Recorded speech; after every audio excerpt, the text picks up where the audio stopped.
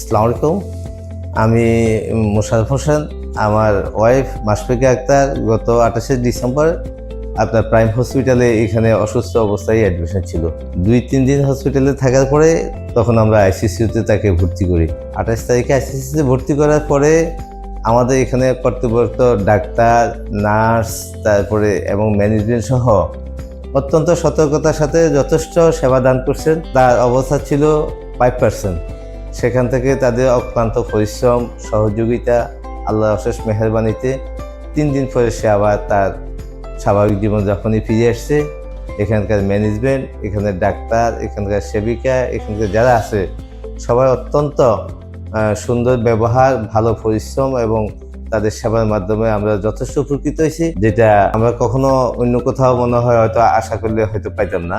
এখানে যেটুকু হয়েছে এটার জন্য সবাই কাছে আমরা কৃতজ্ঞ। আল্লাহর কাছে অশেষ শুকরিয়া আদায় জানাচ্ছি। যে আপনাদেরকে অসংখ্য ধন্যবাদ আপনাদের সেবা এবং আচার আচরণ সবকিছু মাধ্যমে। আসসালামু আলাইকুম। আমি মাশফিকা আক্তার। আমি 28 তারিখে আমি ভর্তি হই এখানে।